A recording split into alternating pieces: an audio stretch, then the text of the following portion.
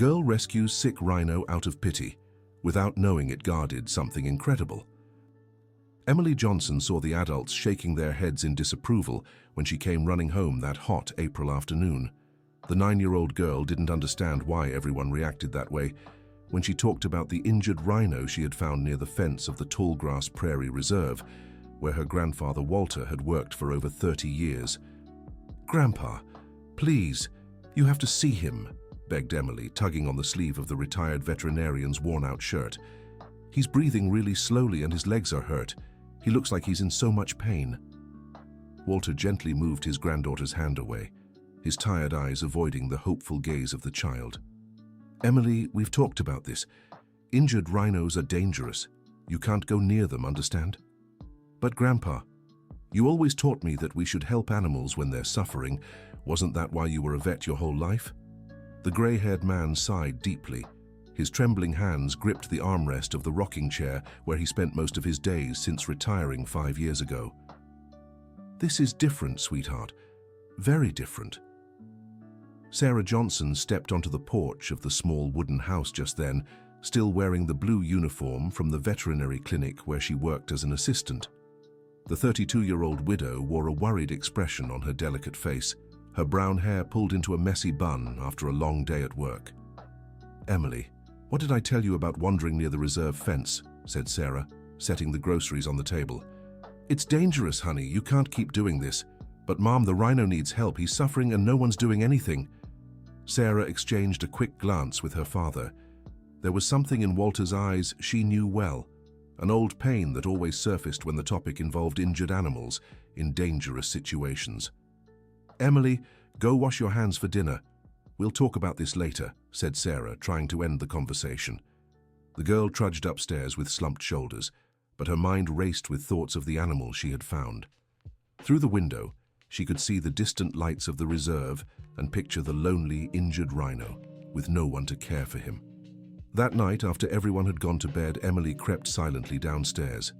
She grabbed some clean rags from the kitchen and a water bottle, stuffing them into a small backpack. She knew what she was doing was wrong, but she couldn't shake the image of the suffering animal.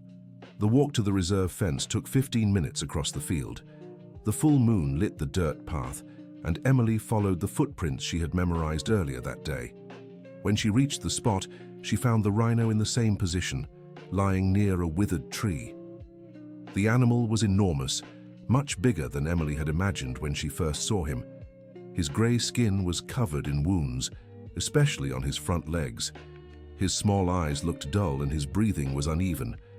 "Hey, big guy," whispered Emily, keeping a safe distance. "I came back to see you." Dear listener, if you're enjoying the story, don't forget to like and especially subscribe to the channel. It helps us a lot as we're just starting out. Now, back to the story. The rhino lifted his head slightly at the sound of her gentle voice. Emily dampened one of the rags with water and very slowly moved closer.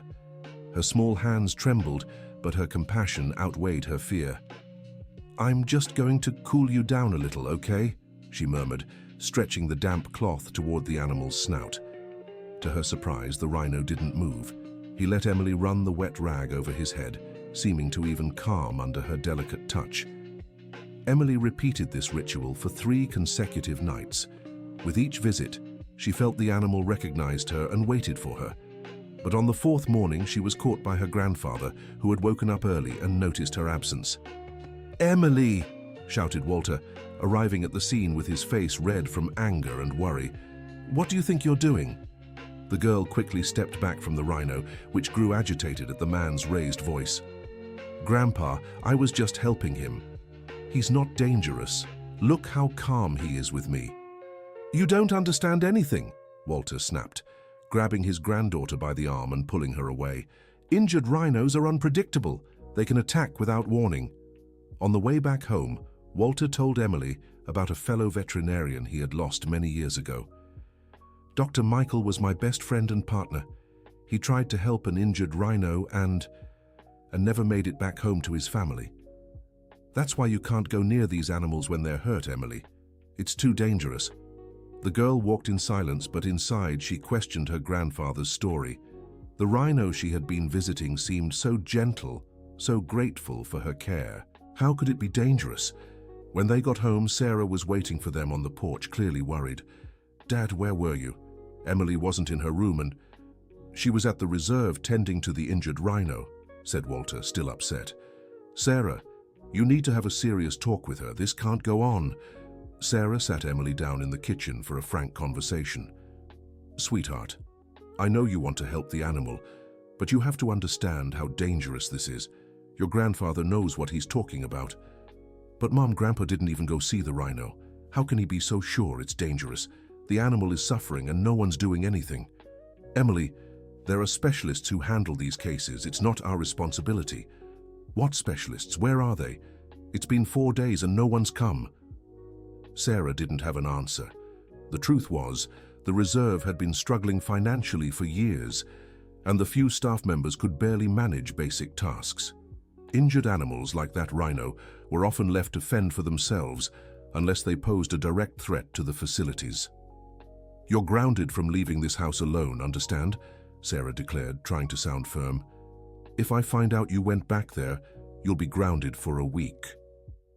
Emily went up to her room feeling a mix of anger and sadness. From her window, she looked toward the reserve, imagining the rhino alone once again. She decided she had to find a way to convince the adults to help the animal. The next morning, Emily woke to raised voices in the kitchen.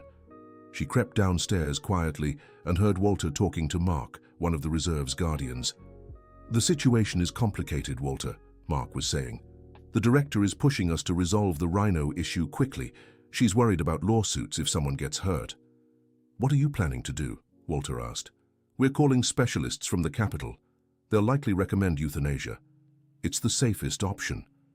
Emily's heart raced. Euthanasia? Were they going to put down the rhino she had cared for so much? "When will this happen?" Walter questioned. "Tomorrow or the day after.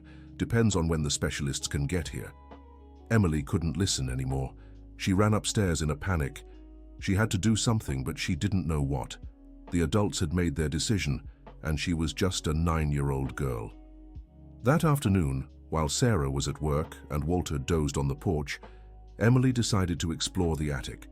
Maybe she'd find something to help her understand why her grandfather was so afraid of injured rhinos. The attic was dusty and full of old boxes. Emily searched until she found a box labeled Dr. Michael Peterson, veterinarian. Inside were old photographs, diplomas, and some handwritten journals. Emily carefully opened one of the journals and began reading Michael's notes. The pages recounted veterinary cases, including several involving rhinos. But it was one specific entry that caught her attention. March 15, 1998. Walter and I managed to save the orphaned rhino calf we found. It was difficult work, but rewarding. The little one responded well to treatment and is already integrating with the other animals at the reserve. Walter was radiant. He has a natural talent for handling these animals. Emily kept reading and found more notes about the successes Michael and Walter had working together with rhinos. It was confusing. If they were so good with these animals, why was Walter so afraid now? She flipped to the last pages of the journal and found the final entry. August 28, 1998. Today was the hardest day of my career. We found an adult rhino injured by illegal traps.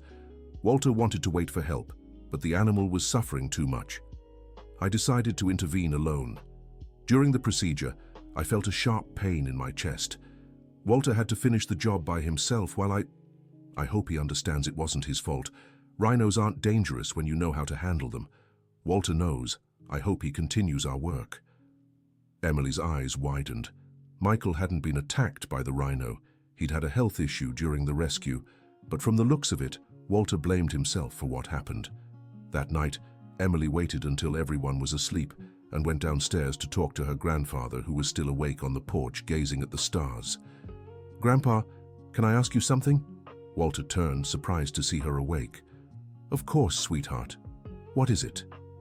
"Why did you stop being a veterinarian?" The question caught Walter off guard. He took a few seconds to answer.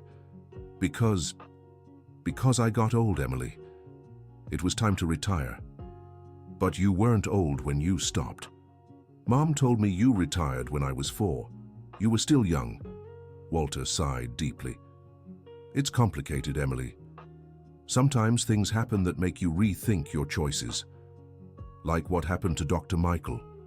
Walter's face went pale. He turned fully to face his granddaughter. How do you know about Michael? I found his journals in the attic, Emily confessed.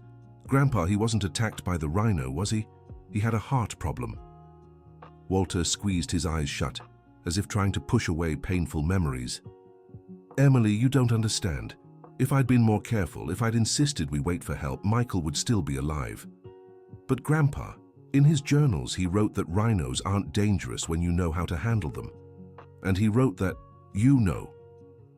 That was a long time ago, Emily. I've forgotten a lot. You haven't. Yesterday, when you picked me up from the reserve, you knew exactly how to approach the rhino without scaring it. You still remember. Walter was silent for a long time. Emily stepped closer and took her grandfather's weathered hand. Grandpa, they're going to euthanize the rhino tomorrow. You're the only one who can save him. Emily, I can't. It's too risky. But what if it's not? What if you just go there to examine him from a distance, just to be sure there's really no other way? Walter looked into his granddaughter's pleading eyes. There was something about how Emily spoke of the rhino that intrigued him. The child seemed to have formed a special connection with the animal. All right, he said at last. Early tomorrow, before the specialists arrive, I'll take a look. But you stay away, understand? Emily nodded eagerly, but inside she was already planning how she could help. The next morning, Walter woke Emily before sunrise. If we're going to do this, it has to be now, he said, wearing an old veterinarian shirt he hadn't used in years. They walked together to the reserve.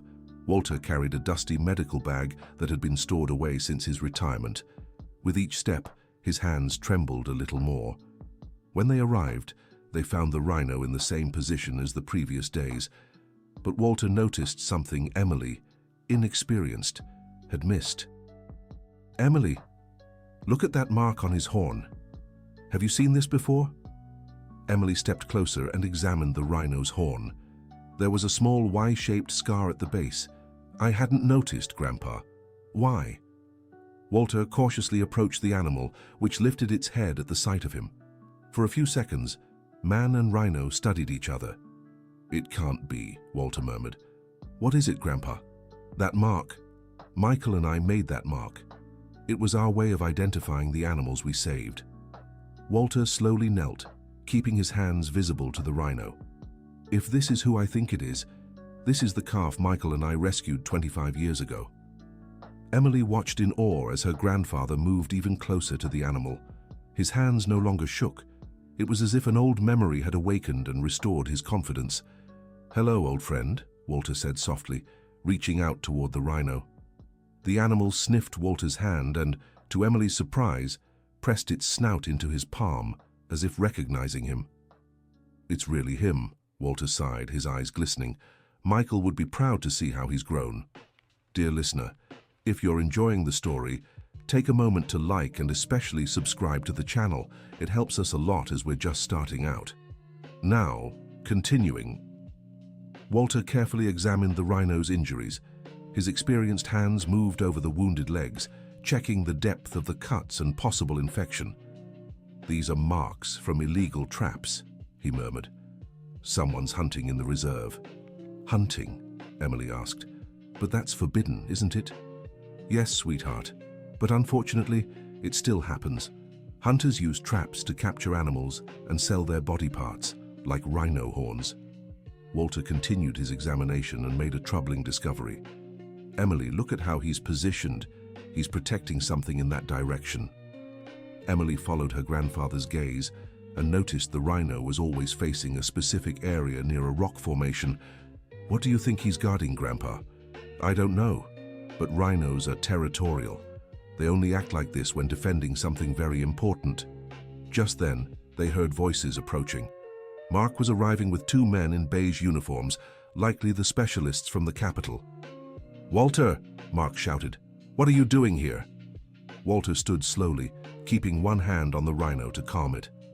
Mark, This rhino doesn't need to be put down. He can be treated. One of the specialists, a tall man with a graying mustache, stepped forward skeptically. Mr. Walter, I presume. I'm Dr. Harrison, a wildlife veterinarian specialist. I'm afraid you're not qualified to assess the situation. I worked with rhinos for over 30 years, Walter replied, trying to control his frustration. This animal is injured, but he's not dangerous. He's a victim of illegal traps. Illegal traps? Mark questioned. We haven't had any reports of hunters in the area. The evidence is right here, said Walter, pointing to the rhino's injuries. And there's more. He's protecting something. We need to investigate before making any drastic decisions. Dr. Harrison sighed impatiently. Mr. Walter, with all due respect, we can't risk people's safety based on speculation. The protocol is clear.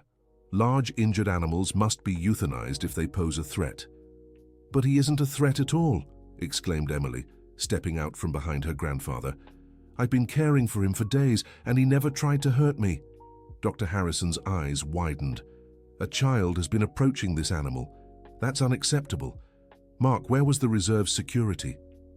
Doctor, the reserve is understaffed and has a huge area to patrol, Mark explained, clearly embarrassed. Emily positioned herself between the men and the rhino. You can't hurt him. He's gentle and just needs care.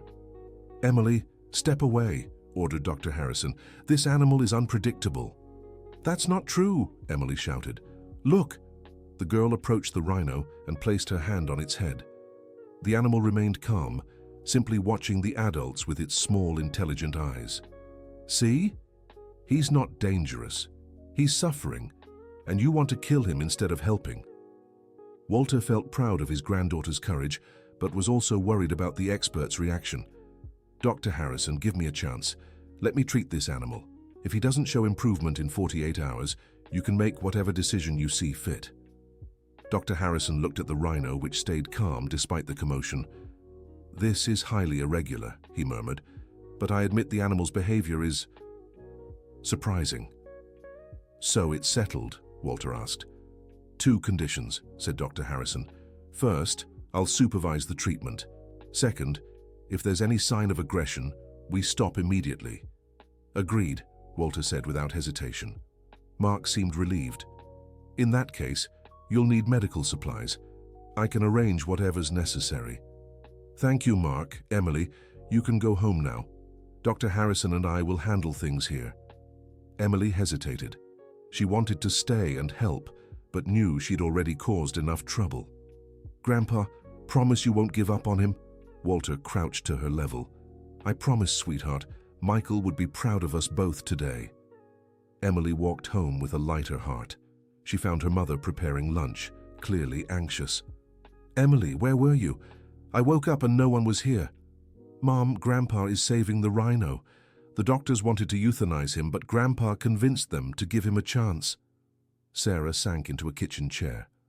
Emily, your grandfather hasn't practiced veterinary medicine in 5 years. I'm not sure this is a good idea.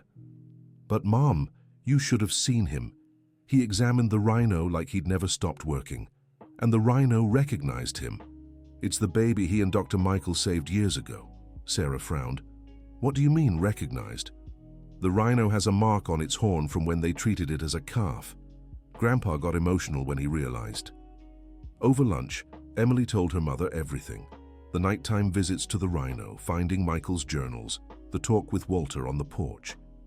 Emily, you disobeyed direct orders from both of us, Sarah said, trying to sound stern. That was very dangerous. I know, Mom. But if I hadn't, they would have killed the rhino without even trying to help. Sarah sighed.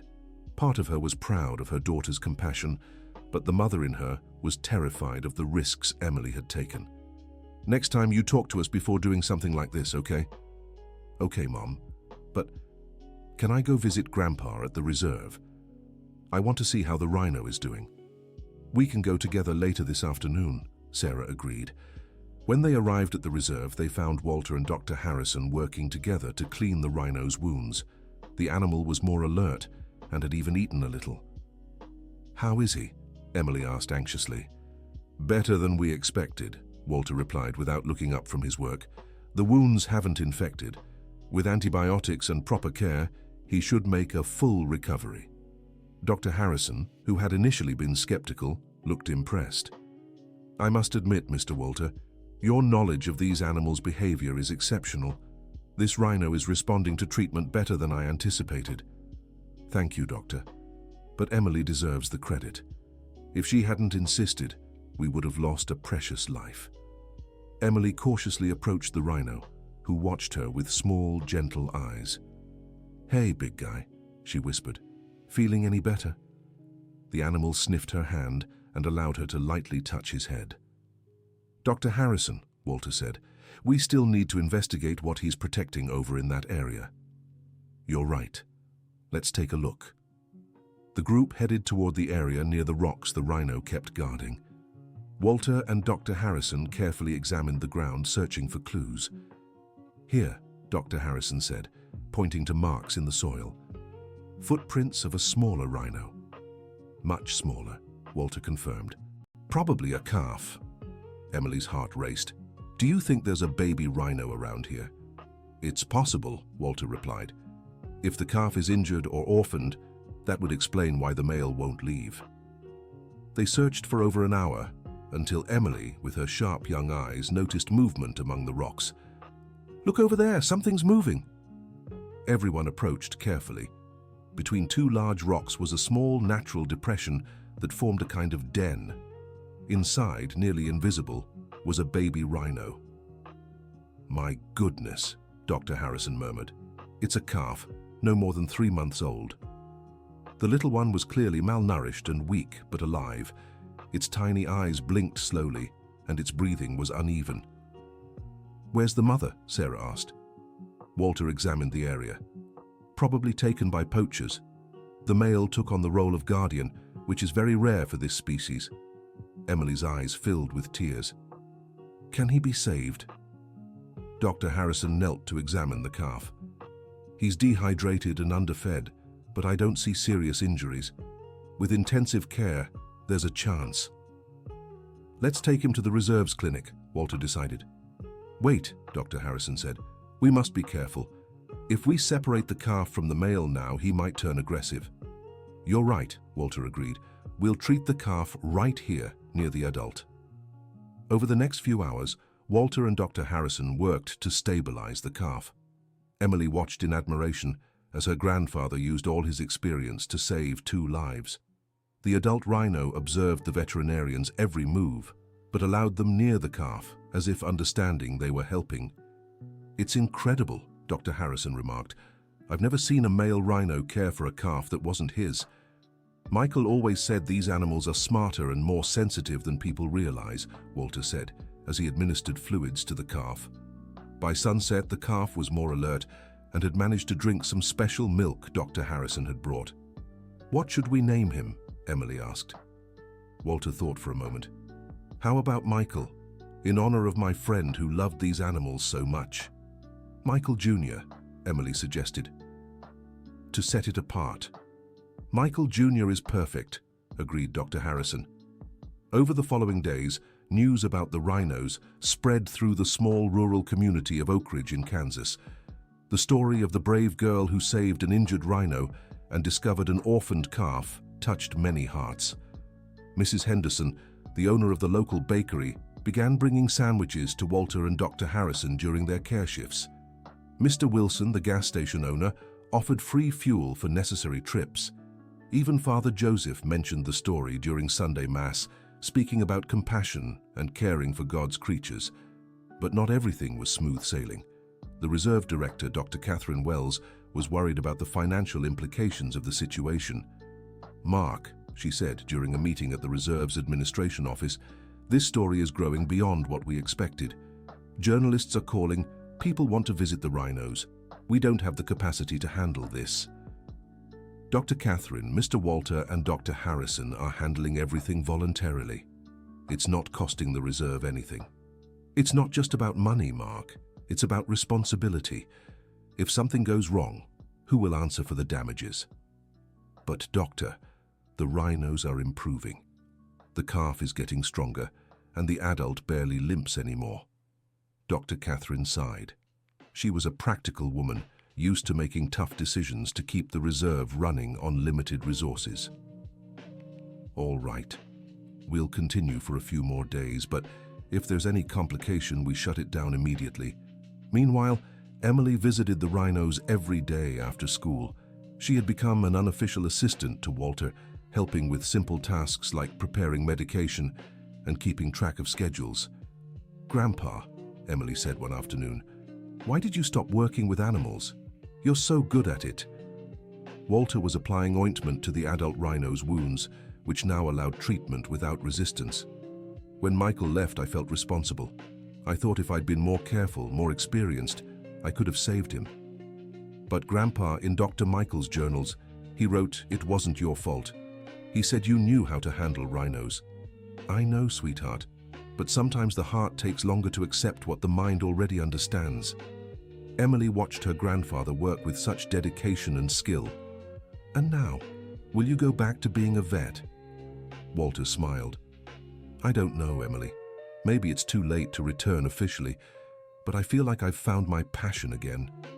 Dr. Harrison, who had been listening while examining Michael Jr., approached. "Mr. Walter, may I make a proposal?" "Of course, Doctor. I'm assembling a team to study rhino behavior in captivity. We need someone with your experience. Would you be interested in joining as a consultant?" Walter seemed surprised. "I don't know if I'm qualified for that. Mr. Walter, in all my years of practice, I've never seen someone connect so naturally with these animals. Your experience is too valuable to waste." Emily took her grandfather's hand. "Say yes, Grandpa. You can help other animals like you're helping the big one and Michael Jr." Walter looked at the two rhinos. The adult was almost fully recovered, and the calf grew healthier every day. "All right," he said finally. "I accept the offer." Emily jumped for joy, but was interrupted by raised voices near the reserve entrance. "What's going on?" asked Dr. Harrison. Mark came running. "We have a problem. Illegal traps were found in 3 different spots in the reserve. The poachers are still active in the area." "Traps?" Emily asked, worried. "Yes," replied Mark, "and based on the type of traps, they're specifically targeting rhinos." Dr. Harrison tensed up. "That means our animals are still in danger." "Exactly," confirmed Mark. "Dr. Catherine wants to move the rhinos to a safer facility as soon as possible." Emily felt panic rise in her chest. "Move them? Where to?" "Probably to a zoo in the capital," Mark explained. "There, they'll be protected from poachers." "But they're fine here," Emily protested. "The big one and Michael Jr. are happy together." Walter placed a hand on his granddaughter's shoulder. "Emily, it might be the best option for their safety." "No, Grandpa. They belong here, in the wild.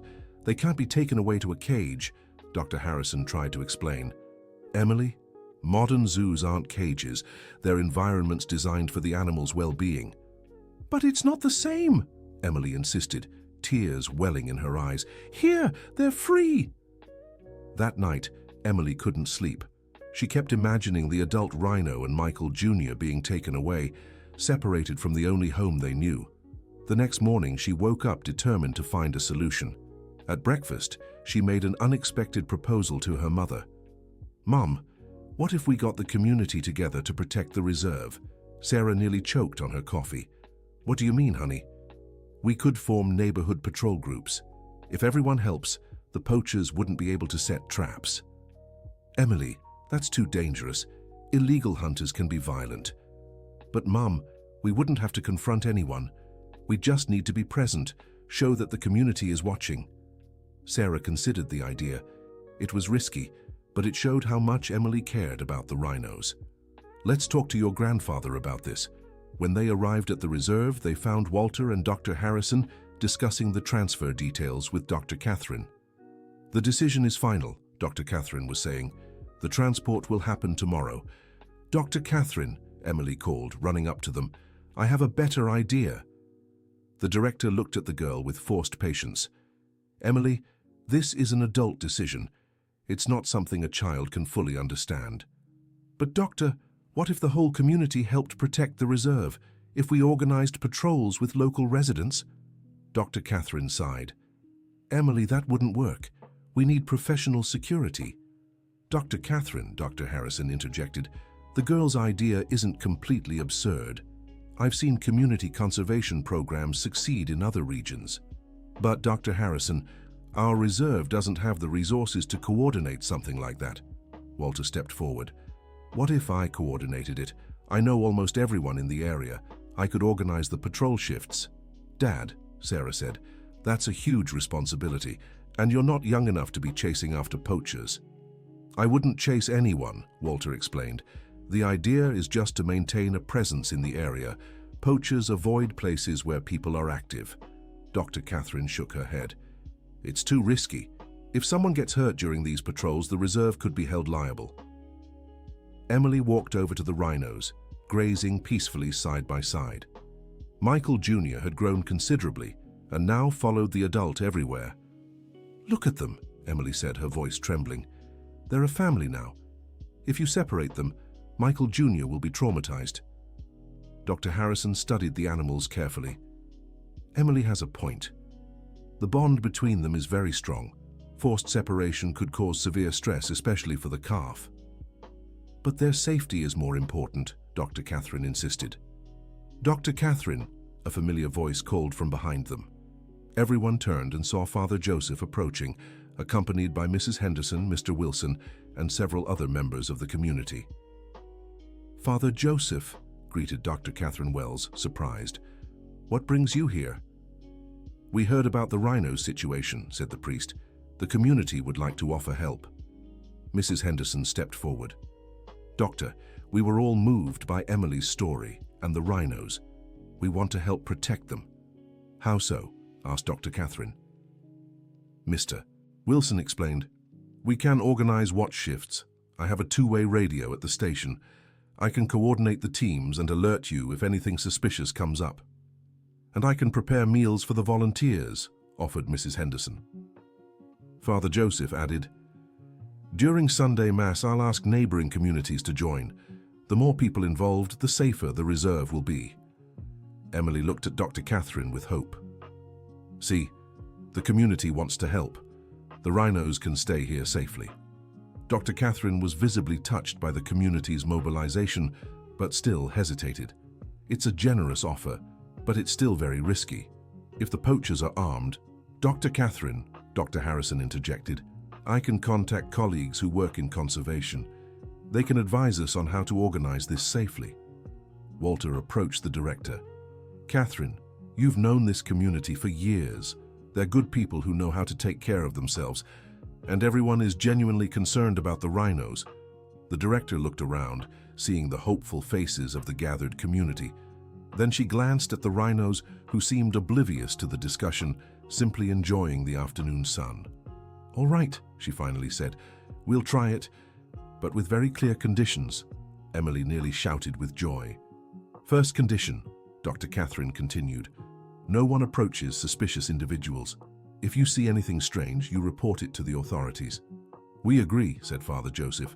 Second condition, Dr. Harrison will oversee the program's organization to ensure it's done safely. Accepted, confirmed Dr. Harrison. And third condition, if there's any incident, the program ends immediately and the rhinos are relocated. Understood, Walter agreed. Emily ran to the rhinos and knelt beside Michael Jr. Did you hear that, Michael? You and your adoptive dad get to stay together. Dear listener, if you're enjoying the story, don't forget to like and especially subscribe to the channel. It helps us a lot as we're just starting out. Now, continuing. Over the following weeks, the small town of Oak Ridge transformed. Mr. Wilson set up a radio communication system linking his home, the reserve, and the houses of strategically placed volunteers. Mrs. Henderson organized a meal schedule for the night shift volunteers. Father Joseph used the church as a coordination center, where maps of the area were studied and shifts were assigned. Emily became something of a mascot for the project. Every day after school, she went to the reserve to check on the rhinos and help Walter with veterinary care. Grandpa, Emily said one afternoon, do you think Michael Jr.'s mom was protecting him when the poachers came? Walter was treating a minor skin irritation on the adult rhino. Most likely, sweetheart. Rhino mothers are very protective of their calves. And you think she'd be happy knowing the big guy is taking care of him? I'm sure she would. Animals understand love and protection, even from unexpected sources. Dr. Harrison, who had stayed in the area to oversee both the rhino's treatment and the community patrol program, approached with news. Walter, Emily, I have some important news. What is it, Doctor? Asked Emily. The patrol program here caught the attention of an international conservation organization. They want to use our experience as a model for other reserves in Kansas. Walter's eyes widened. What do you mean? They were impressed by how the community mobilized to protect the rhinos. They want to document everything and create a guide to replicate it elsewhere. Emily bounced with excitement. Does this mean our story can help other animals? Exactly, Emily. And there's more. They've offered funding to improve the reserve's infrastructure and create an environmental education center. Dr. Catherine, who had been listening from a distance, approached with a genuine smile. Dr. Harrison, this is wonderful. With proper resources, we can expand our conservation work. And Emily will have a special role, Dr. Harrison continued. They want her to share her story with children in other regions, encouraging youth involvement in conservation. Emily grew shy. Me? But I'm just a kid. That's exactly why, Emily, Dr. Catherine explained. Your story shows that age doesn't matter when it comes to making a difference. In the months that followed, life in Oak Ridge changed completely. The reserve received new equipment, security cameras, and even a small veterinary lab where Walter began working officially as a consultant. The community patrol program proved so effective that there were no further reports of poaching activity in the area. The traps were removed, and the reserve's wildlife began to thrive. Michael Jr. grew strong and healthy, always closely accompanied by the adult rhino, whom everyone affectionately started calling Guardian. The bond between the two animals became a symbol of the love and protection that exists in nature. Emily, who turned 10 amid all these changes, developed an even greater interest in veterinary medicine. Walter began teaching her basic animal anatomy and behavior, preparing her to perhaps follow the same career in the future. Grandpa, Emily said one afternoon as they watched Guardian and Michael Jr. playing together in the expanded area created by the reserve's renovation, do you regret stopping your work with animals for 5 years? Walter thought about the question, watching the rhinos that had changed his life. No, my dear. I think I needed those years to process losing Michael. And if I hadn't stopped, maybe I wouldn't be here today to experience all this with you. Do you think Dr. Michael would be happy seeing how things turned out? I'm absolutely sure. Michael always said the most important thing wasn't saving one animal, but inspiring others to save more. And that's exactly what's happening. Sarah walked over to them holding a letter. Dad, Emily, mail came from the international organization. Emily eagerly took the letter and opened it. Grandpa, they want to make a documentary about our story, and they'll use the money raised to start more programs like ours in other countries. Walter smiled proudly. Your courage saved so much more than 2 rhinos, Emily. It saved an entire community, and maybe many more in the future. But Grandpa, I didn't do anything special. I just couldn't let Guardian suffer. And that's exactly what makes you special, my dear. You followed your heart, even when everyone said you were wrong. That evening, during family dinner, Sarah made an important announcement. Emily, Dad, I have news. The clinic where I work received an offer to partner with the reserve's new conservation center. What does that mean? Asked Emily. It means I'll be working right here, taking care of the animals at the reserve. We won't have to worry about money anymore, and we'll get to spend more time together. Emily hugged her mother tightly. That's wonderful. Our whole family working to protect animals. And there's more, said Sarah. They've offered us a new house within the reserve's grounds. We'll get to live near the rhinos. Walter was moved. Sarah, this means... Yes, Dad. It means you can watch Guardian and Michael Jr. grow up every day, and you can keep working with what you love for as long as you want. That night, Emily looked out the window toward the reserve and thought about how much her life had changed since that afternoon when she found an injured rhino. What had started as a simple act of compassion had turned into something much bigger. A few months later, during the official opening of the new Oak Ridge Conservation and Environmental Education Center, Emily was invited to give a speech to the authorities and children from nearby schools. "When I first found Guardian," said Emily, a little nervous but determined, "I just wanted to help him because he was suffering. I didn't think I was brave or special. I just thought it was the right thing to do." The children in the audience listened intently. "But I learned that sometimes the right thing feels impossible for one person alone. That's why I needed my grandfather's help, my mum's, and our whole community." Emily looked at Guardian and Michael Jr., grazing peacefully in the center's visible area. "Guardian taught me that love has no size or species. He adopted Michael Jr., even though he wasn't his father, because love is taking care of those who need it. And my grandfather taught me it's never too late to start over, and sometimes we have to face our fears to do what's right." Emily finished her speech by looking at the crowd of children. "So my advice to you is, if you see someone, or an animal, who needs help, don't think you're too small or too young to make a difference. Just think about how you can help, because small actions can lead to big changes." The applause was long and warm. After the ceremony, many children approached Emily, eager to learn more about the rhinos and how they could help with conservation. Dr. Harrison, who had become the center's scientific director, walked over to Walter. "Walter, you must be so proud of Emily." "More than proud," Walter replied. "She taught me that wisdom doesn't just come with age, but with the courage to act on our values." "And how does it feel, officially returning to veterinary work?" Walter looked at his tools, gleaming and new in the modernized lab. "Like coming home after a long trip.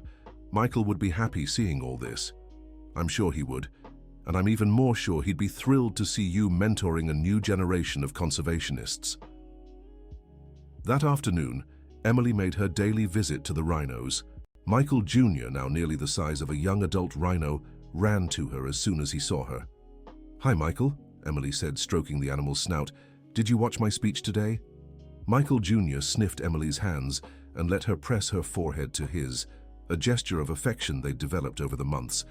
Guardian approached more slowly, with the dignity of a patriarch. His wounds had fully healed, and he radiated health and strength. "And you, big guy, proud of how your adopted baby has grown?" Guardian let Emily touch his head, something he only allowed her and Walter to do. It was as if he recognized they were the ones who saved his family. "You know something?" said Emily, sitting down on the grass between the two rhinos. "You taught me that family isn't just who you're born with. It's who chooses to stay together and protect each other." At that moment, Walter and Sarah approached. "How are our friends today?" asked Sarah. "Happy," replied Emily. "I think they enjoyed the opening celebration." Walter sat beside his granddaughter. "Emily, did you know that in a few years, Michael Jr. will be big enough to start his own family?" "Really? What do you mean?" "Young rhinos eventually leave their parents to find mates and have their own calves. It's the natural cycle of life." Emily grew thoughtful. "Does that mean Michael Jr. will leave the Guardian alone?" "Not necessarily alone," Sarah explained. "The plan is to bring other rhinos to the reserve to form a healthy social group." "Other rhinos?" Emily perked up. "When?" "In a few months," said Walter. "Dr. Harrison is coordinating with other reserves to bring an adult female and maybe another orphaned calf." "Another orphaned calf?"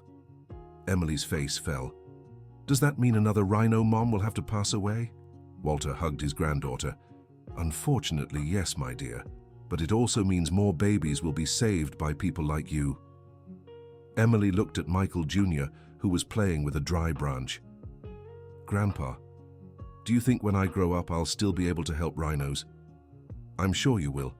And probably even better than now because you'll have all the veterinary knowledge I'll teach you." "And who knows," Sarah added, "you might become the first rhino specialist veterinarian in the Johnson family." Emily smiled at the idea. "Dr. Emily Johnson, rhino specialist," she said, testing how it sounded. "I like it." That evening, the family dined on the porch of their new home, where they could see the rhino area softly lit by the center's lights. "Dad," said Sarah, "do you remember when Emily was little and said she wanted to save all the animals in the world?" "I do," Walter smiled. "And you told her she needed to be realistic." "Well, I think I was wrong," Sarah admitted. "Maybe she can't save every animal in the world, but she's already proven that one determined person can save far more than we imagine." Emily, who was listening while drinking her chocolate milk, felt proud, but also reflective. "Mom, Grandpa, can I ask you something?" "Of course, sweetheart," said Sarah. "Do you think the Guardian knows his life changed because he let me help him?" Walter and Sarah exchanged an emotional glance. "What do you mean?" asked Walter. "I mean, if he hadn't trusted me that first night, none of this would have happened. Michael Jr. might not have survived, the community wouldn't have come together, you wouldn't have gone back to working with animals." Emily paused, gathering her thoughts. "It's like the Guardian chose to trust the right people at the right time." Walter was struck by her maturity. "Emily, you might be right. Sometimes animals sense things we can't explain with words." "Like what?" "Like genuine kindness, pure intention, true love. Maybe the Guardian felt all of that in you that first night." Emily finished her milk and got up to say goodnight to the rhinos before bed, a ritual she kept every evening. As she approached the fence, the Guardian and Michael Jr. came to her, as they always did. "Good night, big guy," she said, gently touching the Guardian's snout. "Thank you for trusting me." "Good night, Michael," she said to the young rhino. "Sweet dreams." When she returned home, Emily found her parents discussing plans for the future. "So?" she asked. "What were you talking about?" "About you," said Sarah. "About how you'll balance your studies with working here at the reserve." "What do you mean?" Walter explained. "Dr. Harrison suggested you start a special study program where part of your classes would focus on conservation and veterinary work right here at the center." "Really?" Emily could hardly believe it.